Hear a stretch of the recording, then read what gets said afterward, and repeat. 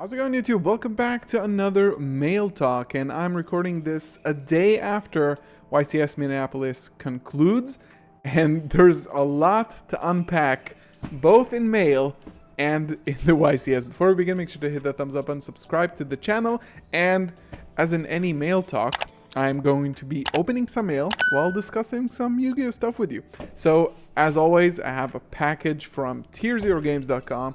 If you are looking to buy Yu-Gi-Oh products or singles, best pre-sale prices, go to tierzerogames.com and use Galzo5 at checkout for 5% off. So let's see what we have here. And we have a lot to unpack in terms of the YCS that was a day or two ago, depending on when this actually gets uploaded.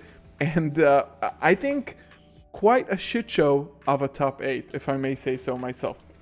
So let's see what we have in the box. We have a few singles that I'm going to be opening. We have a lot of peanuts, unfortunately. And we have 2 boxes of Darkwing Blast, baby. Let's go. All right, let's make sure that there are not any other singles in here. We got some Darkwing Blast and only peanuts, right? Double, triple checking, making sure that I don't throw away any important cards. All right, so we have 2 boxes of Darkwing Blast, and we have some singles. So the Darkwing Blast opening is going to be, you've probably already seen it or will see it tomorrow. So I'm not sure when I'm going to upload this. So just stay tuned for that. We're going to be opening at least one of these boxes. And then let's open the singles up as well. So YCS Minneapolis concludes. We have Christopher LeBlanc taking home the dub. His 4th YCS win, which is pretty impressive and amazing, but the top cut matches have been insanely cringy and weird. We were watching over on Discord and kind of been losing it. We stayed up late because we are in European time zone, but yeah, it was kind of a shit show. So I think this is when it actually starts, right? Top 8, we have Cody Angelov, very well-known, experienced player, against even Y, who's playing Flandreese. Cody actually had a pretty amazing run, but unfortunately, top 8 and top 4 played against Flandreese and lost top 4 to the Flandreese player. But this is where the shit show sort of begins. He activates, this is obviously his turn, this is game 3, he activates Shiren, Tier Limit Shiren. You can only activate one of them, one of each fusion per turn, so you can essentially only fusion summon with Tier Limits monsters 3 times, so you can only fuse 3 times. This is a very basic rule. You can do it once with Merly, once with Shiren, and once with Havnis. So he goes off, he starts, he obviously summons the Kitkalos, he activates the Kitkalos, and he takes Merly to hand.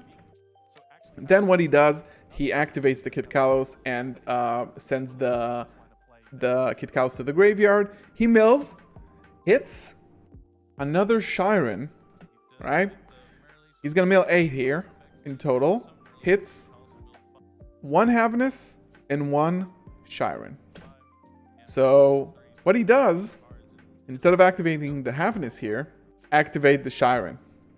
So in the span of like I think 2 minutes, he activates both Shirens, and he goes on to play this game, plays it out. Nobody even notices. He ends up fusion summoning 4 times. So you can see he summoned Kitkalos, he summoned Mudragon, he summoned Garura, and now he goes into Toad. Now he will get a Dragostepela. So this is kind of what happened in the top 8 match, which was insanely funny. So I'm sure it's not malice. Let's look at the cards I have here just before we continue talking about it. We have the core, the Bestial Core. We have the Regained, a playset, Branded Beast. We got my boy Luber. We got 1 Cartesia that I got. I'm not sure like how I'm gonna play this deck, but wanted to make sure that I have it. And I also got Simul Archfiends because I'm kind of a believer in this card. If you don't know, oh, I got a Rise Disciple as well. Finally, guys, I actually managed to get it after so long. This is sort of like a weird little dimensional barrier. So I'm kind of hoping to pull this off. This is from Darkwing Blast as well. So this was the top 8 match. It was pretty weird to see that. I'm sure Cody Angeloff, this is an expensive card right here. Cody didn't intentionally cheat, but I'm pretty sure like after you've done it, look at this beautiful card. After you're actually doing it and realizing as a tier elements player, oh my god, I actually fusion summoned 4 times. You have to know that you've done something wrong. But he goes on to win that. So props to him. Then we go over to the semifinals. We have Christopher LeBlanc, the champion that ended up taking the event. And we also have Marcus Hayden, which is who's a very well-known player. He hasn't played in a long time. We watched Joshua Schmidt's stream. He was doing a watch party for the YCS, and he was flipping out about Marcus's first feature match playing Runic Sprites. He basically did everything wrong. Anything that could have been wrong went wrong for this guy. He played it very, very badly, unfortunately. But the next time we see him, he's in top 4. So this guy is top 4, 12 wins, 2 losses, 0 draws. So this guy must be legit, right? This guy is an OG. However, this game was kind of a shit show. So again, Chris has full control most of the game. But what happens now is that Marcus, I'm pretty sure this is on Chris's turn. He summons his own IP Masquerena from the graveyard. And he has another elf as well, which is a weird board state for sure. He's trying to activate Masquerena here. And he summons Mech Knight Crusadia Evermax. So if you don't know what this card does, it requires 2 or more monsters summoned from the extra deck. So I get the confusion here. Marcus assumed that a Link monster is a monster that summons from the extra deck, or not really sure where the confusion comes from. So this is the first big misplay here. The second small nit is that he summoned it to the zone elf points to, but this card can't be targeted anyway by its own effect. So it's just weird and redundant, I suppose. But the big issue here was that he summoned the Avramax with an IP Masquerena that was not special summoned from the extra deck. So this goes on to a lot of bad plays. He sort of gets out-resourced quite quickly. And they still don't catch it, by the way. And here you go. They pause the game. They finally catch it.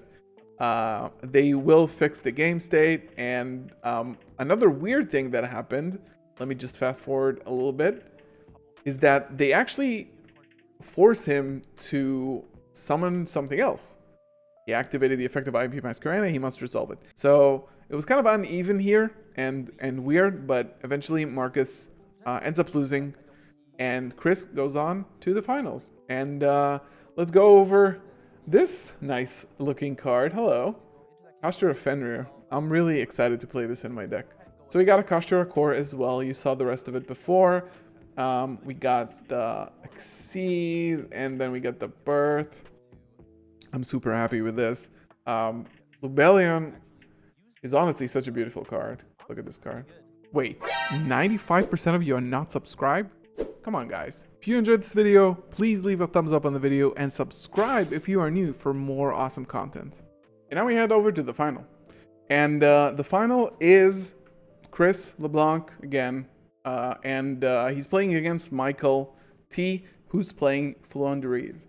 And what happens next, it's a pretty complicated war state, to be honest.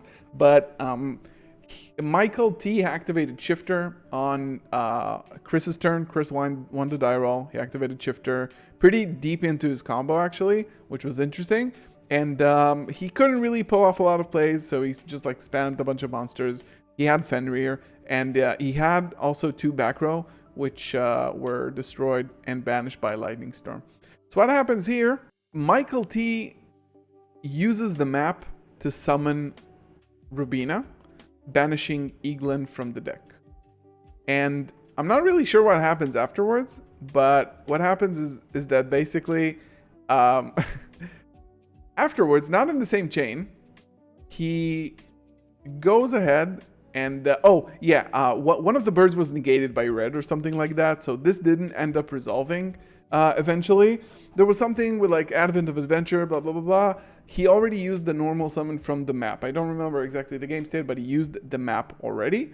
And what happens here is that he summons the toucan, doesn't activate the effect, and then what happens is that he just tribute summons Empin. However, he normal summoned once with the map, normal summoned a second time by normal summoning toucan, and then normal summoned a third time without any effect that allows it, the Empin. They end up catching it kind of late. There you go. They sort of like catch it, and I think they pause the game. I think it goes back to coverage, and they force him to actually end up on the board with Toucan and Rubina. So again, super weird. I mean, I get that there's stress in these situations for sure, but it's still like at this point, after playing for so long, during that day and in general, it's so weird to see these like mishaps happening. It's actually hilarious.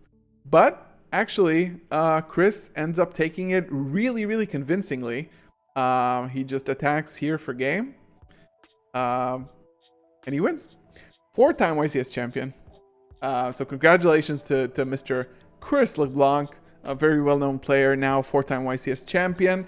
And I really hope that you guys enjoyed this mail talk covering all the mishaps of YCS Minneapolis. Even though it was pretty enjoyable to watch, it was more on the funny side than enjoyable. Thank you for watching. Stick around for the box opening as well. If you are looking to buy Darkwing Blast boxes or singles, head over to tier0games.com and use Galzo5 at checkout to get 5% off your next order.